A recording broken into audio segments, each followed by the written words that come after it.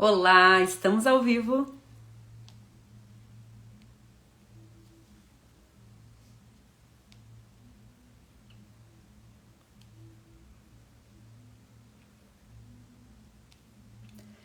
Quais as vantagens de prescrever um filtro solar de maneira correta, de maneira assertiva?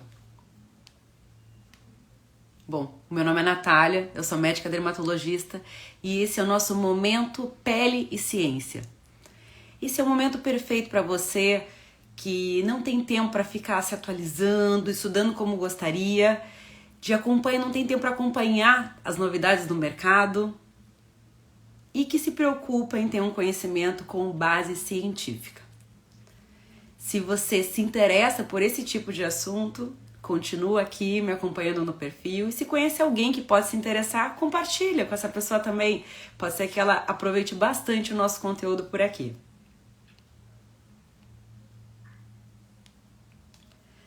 Existem milhares de filtros solares no mercado, né? Como escolher, como a gente consegue entender, né, esse monte de produtos que vem surgindo, como escolher o melhor filtro para o nosso paciente. Bom, a gente responde essa pergunta não dando nomes, né? A gente não entrega o peixe, a gente ensina a pescar. Então a gente tem que entender os filtros solares e esse é o momento para a gente entender e desvendar alguns mistérios com relação à prescrição do filtro solar. Esse conteúdo aqui, esse é o momento perfeito para você que fica confuso quando o paciente pergunta: qual o protetor solar que você me indica? Eu tenho espinhas, ou eu tenho a pele muito oleosa, ou eu estou gestante, ou eu pratico esporte, eu corro e o protetor solar escorre nos meus olhos e eu não sei, né, qual protetor escolher. E você tem esse papel, essa autoridade de indicar o filtro solar para o seu paciente. E aí você tem que ser assertivo. Por que é importante a gente ser assertivo nesse momento, né? A gente ter certeza do que a gente está prescrevendo e por quê? Não só ser um chute no escuro. Primeiro, porque isso é um item fundamental na nossa prescrição. A gente que trata a saúde da pele, a gente tem que ter esse pilar de prevenção muito bem estabelecido. Segundo, que se o paciente encontrar um filtro solar e realmente criar o hábito de usar, ele nunca mais vai te esquecer. Né? Você encantou esse paciente com uma medida simples e singela, porque filtro solar é algo que a gente deve usar todos os dias e a gente deve recomendar isso para o nosso paciente. E eu digo até que esse é o item principal na hora de prescrever para o paciente um filtro solar. É entender a importância do filtro solar, porque a gente só prescreve, a gente só gosta de recomendar algo que a gente acredita. E o paciente, ele só gosta de usar, ele consegue usar algo que ele sabe por que ele está usando e qual a importância disso, né? Por que isso vai impactar na saúde da pele dele. Então a gente não vai usar algo todos os dias se a gente não entender essa importância. E com relação ao filtro solar, a gente deve explicar, né, para o nosso paciente que tem uma questão de saúde muito bem estabelecida, muito robusta na literatura. Isso não é uma dúvida mais. Se você vê falando por aí alguma questão, é questionável usar filtro solar e a vitamina D, não dê ouvidos. A verdade é que a literatura é robusta em dizer que há benefício no uso do filtro solar diariamente, mesmo chuva, mesmo fazendo sol, mesmo para ficar dentro de casa. Então o filtro solar ele deve ser diário, a gente deve recomendar isso por questão de saúde e você pode falar também que implica na beleza da pele. Porque às vezes quando a gente vai falar de saúde para o nosso paciente não é tão palpável assim, a pessoa não entende a saúde, evitar câncer de pele, mas se a gente diz, olha, a tua pele vai ficar mais bonita, a tua pele vai se manter jovem ao longo do tempo com esta medida simples.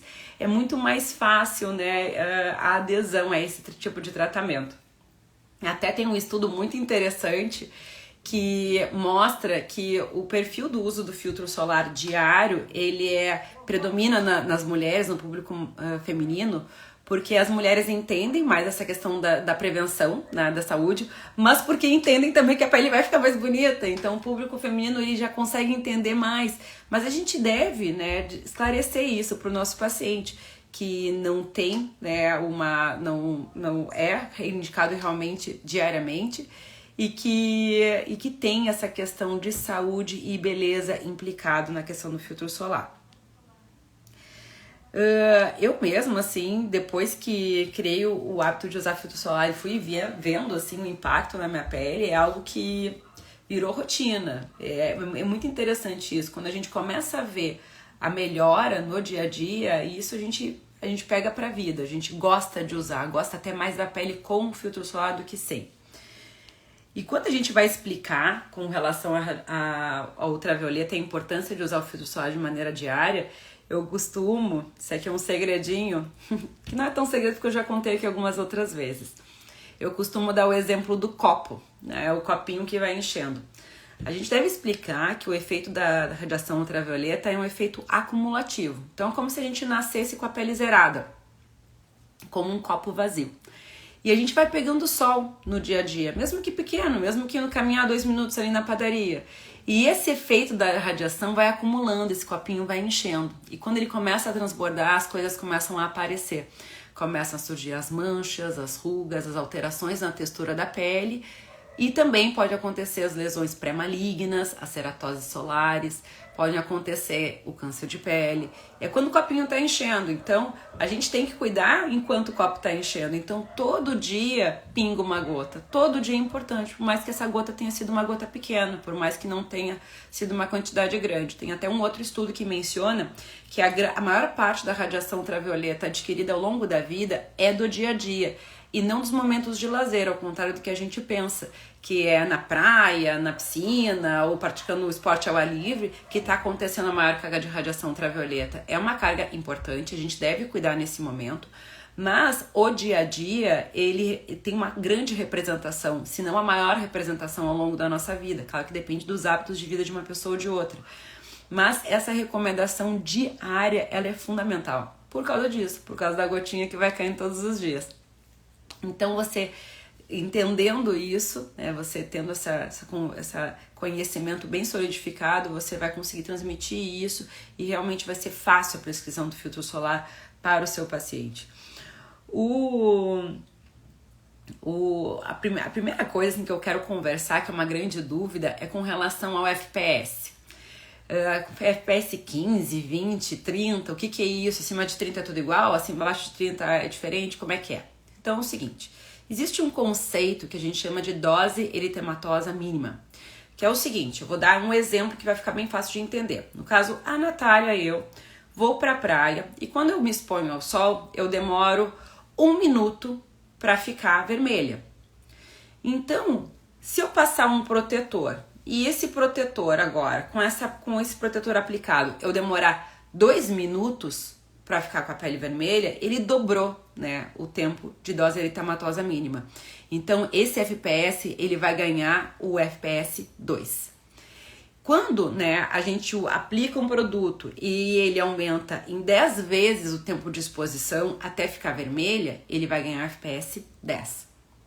A gente tem alguns valores de equivalência, tá? Que eu até peguei uma colinha para ler aqui para vocês entenderem isso melhor.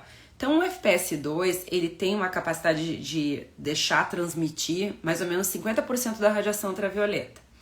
Já um FPS 10, 10%. Já um FPS 20, 5%. Já um FPS 30, 3,3%. E observem agora, FPS 45, 2,2%. FPS 50, 2%. Então vocês vejam que depois de um determinado FPS, no caso 30, a capacidade de filtragem ela vai mudando muito pouco, mas ela aumenta. Então tem diferença assim, um FPS um 80 de um 50. Tem diferença, apesar de ser uma diferença pequena. Por um público geral, público saudável, não tem nenhum problema de pele, quer usar um filtro solar preventivo para cuidar da sua pele, para manter a sua saúde, a gente diz que um filtro 30 para cima tá de bom tamanho. É porque a gente sabe que os filtros com FPS menor, assim, 30, 50, eles são um pouco mais levinhos. Então, de via de regra, de 30 para cima tá de bom tamanho pro dia a dia. Agora, se a pessoa tem alguma alteração de pele que demanda um cuidado maior, vou dar um exemplo aqui, rosácea, melasma, ou a pessoa teve câncer de pele, ou tem já lesões pré-malignas, uma pele muito manchada, uma pessoa com histórico forte de câncer de pele na família, a gente vai dizer que sim, tem importância usar um FPS maior. Alguns países, a legislação pede que todos os filtros com FPS acima de 50, eles ganhem a rotulagem 50 a mais. E isso a gente vê no Brasil porque tem muitos produtos que são importados. Então a gente vê que vai na farmácia e vê 50 a mais. Pode ser que seja um filtro 60, 70, 80, mas por legislação eles ganham essa tarjeta 50 a mais.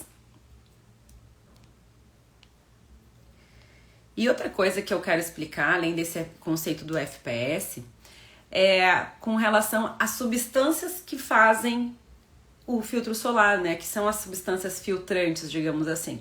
Só um parênteses aqui, né? Filtrar, uma coisa que eu quero falar pra vocês é que filtrar é diferente de bloquear, de fazer um escudo. Até a palavra bloquear, bloqueador solar, a gente não vê mais. Isso foi, né, determinado que não se usasse mais esse termo. Porque bloquear, a gente entende que não está passando nada de radiação ultravioleta. E quando a gente fala de filtro solar, eu digo como um filtro do café, né? A água passa, né? O café passa um pouco. Então, o filtro solar, ele filtra. Ele não tem um filtro solar que seja 100%. Então, né, ele é só uma medida a mais da proteção. A gente deve também, né, recomendar para os nossos pacientes outras medidas de proteção. Aqui o assunto é filtro solar, mas só para vocês entenderem esse conceito. Bloquear é o bloquear 100%. A gente não tem mais bloqueadores solares, né? Não pode se usar esse termo porque não é correto. É filtro solar porque ele filtra. Bom, dessas substâncias filtrantes, a gente classifica mais essas substâncias em 3 tipos, em 3 categorias. Né? As que são absortivas, as substâncias que absorvem então a radiação ultravioleta. As substâncias que são dissipadoras, elas dissipam, a radiação bate na pele, ela dissipa a radiação ultravioleta. E tem as refletoras, que refletem como um espelho refletor. Essas substâncias que são refletoras, elas também são conhecidas como partículas minerais, né? O óxido de zinco, o dióxido de titânio. Essas substâncias, elas também são conhecidas como filtro mineral, como filtro físico. E tá ganhando muita popularidade. Por quê? Porque são substâncias que não são absorvidas, que ficam na superfície da pele, funcionando como um espelhinho refletor. E enquanto elas estão aplicadas ali na pele, elas vão estar refletindo. Então, se você mantém aquela camada ali, ela vai estar protegendo. As substâncias que absorvem radiação ultravioleta, elas têm como característica ser moléculas que têm um anel aromático. Então, a radiação ultravioleta bate nessa substância, ela interage com ela, até muda a conformação dessa substância e anula a passagem da radiação ultravioleta para a pele. Por isso que eles chamam de substâncias absortivas. E tem as dissipadoras, que são um grupo menor, em que elas dissipam, elas ajudam um pouco essas outras a dissipar, espalhar um pouco a radiação e não passar tanto para dentro da pele. Das absortivas, né, a gente tem como exemplo o actotrileno, que a gente ouve bastante, vê bastante nos produtos, e as benzofenonas. A gente sabe que nenhuma dessas substâncias tem a capacidade de gerar um FPS alto. Então a gente nunca vai ver um filtro solar com uma substância só, muito raramente, só que se tiver um FPS muito baixo. Essas substâncias, elas têm que ser associadas para ter um FPS bom, um FPS alto. Então a gente nunca vai ver, né, um filtro solar isolado. Então a gente tem que aprender mesmo a ler rótulo, né, pessoal? Deixar preguiça de lado, vamos lá olhar o rótulo e ver que substâncias que tem naquele filtro solar. A gente tem que saber escolher para o nosso paciente. A gente sabe que a maior parte dos filtros solares, eles têm um mix dessas duas substâncias, dos absortivos e dos dissipadores, dos refletores. A substância que tem maior quantidade, ela vem primeiro na composição. Então a gente gira o rótulo, vai olhar ali atrás e a substância que vier em primeiro é que tem maior quantidade. Então, às vezes, a gente quer priorizar um filtro solar mineral, a gente vai buscar quando tem ali primeiro, né, essas substâncias assinaladas. Os filtros solares minerais, eles são os de preferência para quem tem pele sensível, para quem tem rosácea, para quem quer praticar esporte, para esporte aquático. sem dúvida o filtro mineral ele é o melhor, porque ele tem essa questão de durabilidade. A única questão é que o filtro mineral, ele, por ser uma partícula mineral, partículas inorgânicas, ele tem uma cosmética mais espessa, mais grossa, como se fosse uma pastinha, né? O que às vezes pro dia a dia não é muito interessante, mas para um momento, por exemplo, de esporte, ele vai muito bem, né? Só vai mergulhar, a pessoa vai fazer uma corrida, vai transpirar, aquilo não vai escorrer, porque ele tem uma cosmética um pouquinho mais espessa. Os filtros químicos, né, tem substâncias absorvíveis na sua predominância, eles são muito queridinhos pela questão de uma cosmética mais fluida, né, mais fininha, então são bons filtros para o dia a dia. Hoje em dia a indústria ela tem apostado muito nas tecnologias dos filtros solares, então a gente tem visto cada vez mais, felizmente, filtros físicos que tem uma cosmética bem fluida, mesmo, né, sendo filtro físico que por característica é um pouco mais grossinho. Então, felizmente, isso vem evoluindo bastante.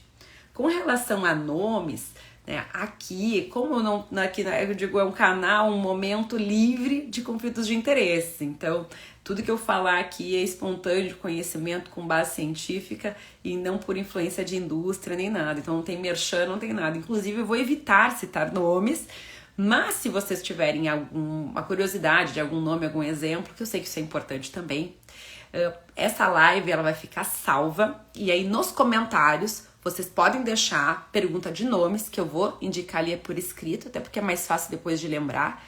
E se você quiserem uma relação assim mais, só comenta ali comigo eu quero e aí eu envio a relação assim de alguns nomes comerciais para que vocês se familiarizem com esses tipos de filtros solares, certo?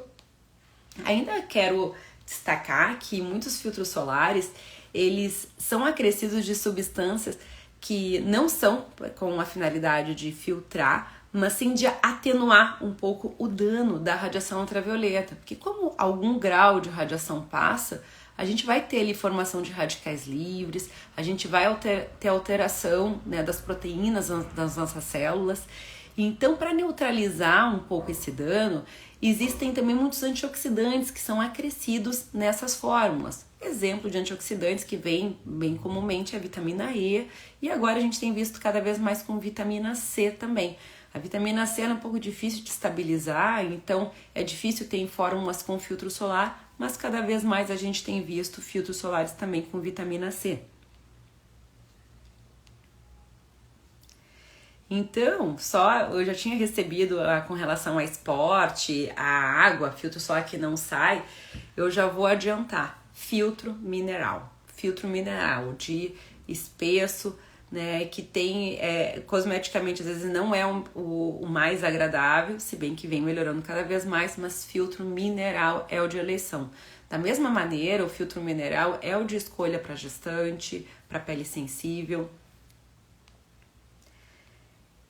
Um conceito que a gente tem falado bastante de filtro solar também é a questão dos filtros solares com cor, né, os pigmentos. Isso foi uma grande sacada, porque a gente sabe que alguns filtros minerais, que vai aumentando o FPS, ele vai ficando mais grossinho, ele vai ficando mais esbranquiçado.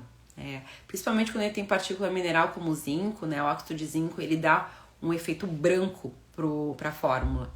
Então, para atenuar esse efeito branco, a indústria começou a acrescentar pigmentos a esses produtos para ficar mais cor da pele. E isso acabou gerando uma aceitação maior desse tipo de produto. E agora vem se falando, cada vez mais os estudos mostram que essas partículas, esses pigmentos, eles têm a capacidade de gerar uma sombra na pele, o que acaba reduzindo o efeito da radiação, da luz visível, que são essas luzes de lâmpada, de computador, de tablet, que elas têm um estímulo de melanogênese na pele. Então, ele teria, digamos, um complemento ao filtro solar, não com relação à radiação ultravioleta, mas com relação à luz visível. São essas luzes de lâmpada que têm um potencial muito pequeno, mas tem um potencial, sim, de gerar melanogênese, de piorar, por exemplo, um melasma. Então, para pacientes que têm um melasma, por exemplo, sempre você vai preferir um filtro solar com cor. Isso já é inquestionável. Claro que nem sempre isso é possível, mas a gente sempre comenta da preferência. Agora, uma situação que é extremamente comum no consultório é a pessoa com pele oleosa, né? Eu acho que a maior parte do brasileiro, né, a população brasileira, ela tem uma parcela grande que tem por característica ter o rosto oleoso ou misto, né, aquela região centrofacial mais oleosa e as outras regiões um pouco mais secas, e tem uma preferência por produtos que tem uma cosmética mais leve. A grande sacada na escolha desse filtro solar, ele tem a ver com o veículo com aonde a substância ela vai. Então a gente sabe que essas substâncias filtrantes, que eu mencionei, algumas delas, elas vão num veículo. Então elas vão num creme, ou numa loção, ou num gel, ou numa pomada. E essas substâncias, elas têm que, né, elas têm a questão da cosmética delas, mas o que mais influencia na cosmética do produto é o veículo. Se vai ser num gel, num creme. Então, pessoas de pele oleosa, a gente não pode deixar a pessoa usar um filtro solar com um veículo que tenha muito óleo, né? Então, ele tem que vir ali com a tarjetinha oil free, ou ele tem que vir escrito que é em gel creme, em loção, que são veículos com pouca quantidade de gordura. Então, isso torna o produto cosmeticamente mais agradável. Também a indústria ela vem fazendo produtos que têm, além desse veículo mais agradável, mais compatível com a pele oleosa, substâncias que são seborreguladoras, então que reduzem também, né, a atividade da glândula sebácea, que dispersa um pouco o óleo, então disfarça aquele efeito de brilho. Então a gente sempre tem que preferir esse tipo, né, de produto. Novamente, existem muitos nomes, se quiser eu posso passar ali nos comentários, a gente fala de nomes dos produtos. Oi, Andréia. Filtros mineral. Vou deixar ali nos comentários, tá bom?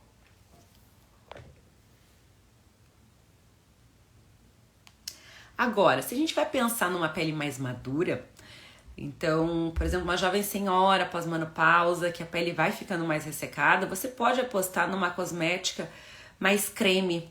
Por quê? Vai ter ali um pouco mais de substâncias hidratantes, então que além de fazer uma filtragem da radiação ultravioleta, vai servir também para melhorar a hidratação daquela pele. Então ele é mais compatível com esse tipo de pele.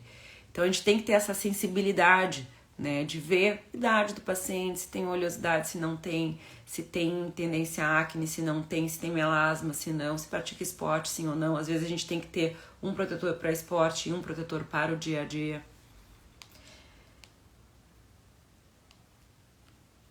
Certo?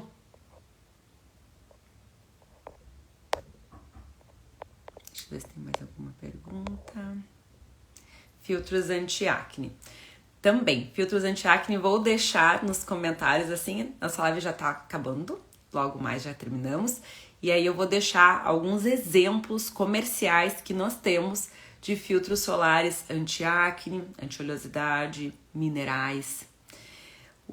Eu vou, né, encerrar essa live falando de um assunto que é uma polêmica que a gente vê bastante nas mídias sociais, que é com relação à vitamina D, que é uma pergunta dos pacientes e uma dúvida de muitos colegas de outras áreas de atuação. Então, usar o filtro solar no dia a dia, ele prejudica a vitamina D. Tem um estudo muito interessante, inclusive, que foi feito participou um grupo brasileiro, que mostra que o uso do filtro solar diariamente, ele não impacta na produção de vitamina D, né, que isso tem mais a ver com a exposição no dia a dia do que com o uso do filtro solar.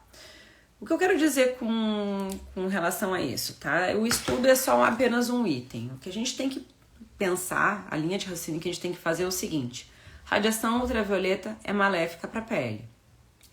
O sol é maravilhoso, gente. Eu amo o sol. Eu tô sempre no sol. Também eu pratico esporte, eu surfo, eu amo o sol. Não é para abominar o sol, é pra gente se proteger direitinho dele. A gente pode curtir ele protegido. Então, o sol, ele é muito bom, ele traz bem-estar, mas para a pele, com o tempo, ele tem efeito de dano. Então, isso é questionável, os estudos são robustos com relação a isso. A vitamina D, felizmente, a gente tem como suplementar.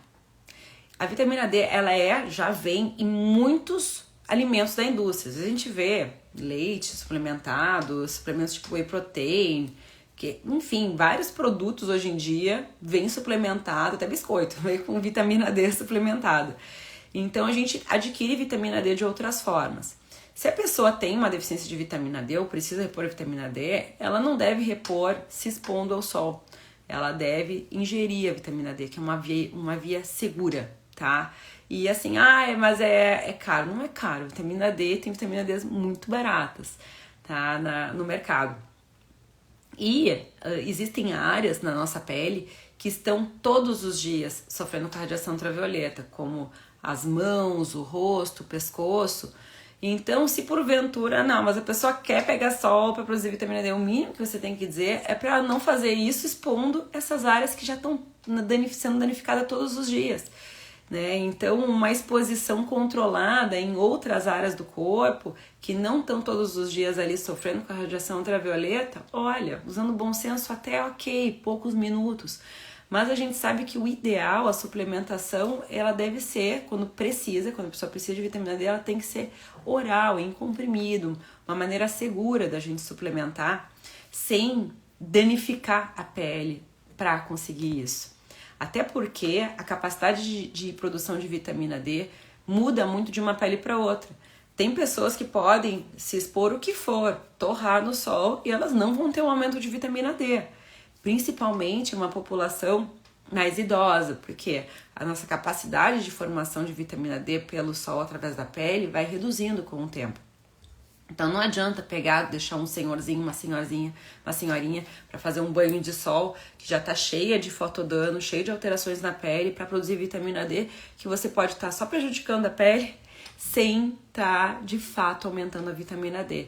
Então hoje em dia a comunidade médica entende que a maneira segura de suplementar a vitamina D é através de comprimido, né, através da ingestão oral e não, né, botando a pessoa para se expor, que a gente nem sabe o quanto que vai formar de vitamina D, se vai formar, e também as custas de fazer dano na pele. Aí você tá com a vitamina D bacana e com câncer de pele. E aí, será que foi uma troca inteligente? Acredito que não, né, na minha opinião. Então, gostaria de falar muito mais, esse é um assunto muito extenso, mas com certeza teremos outras lives para conversar sobre filtro solar. Por enquanto, fica o meu convite para nossa próxima live, em que teremos uma batalha de 2 antioxidantes poderosíssimos que está sendo muito falado na comunidade médica e também na comunidade, né, virtual, que é a vitamina C e a niacinamida. Então, se você gosta desse tipo de assunto, continua me seguindo aqui no perfil. Se você tem alguém que se interessa, conhece alguém que se interessa por esse tipo de assunto, que gostaria de aprender mais sobre saúde da pele, os ativos, o que tem de novo no mercado, compartilha aqui o perfil, compartilha essa live e a gente vai se falando. Até a próxima. Um beijão.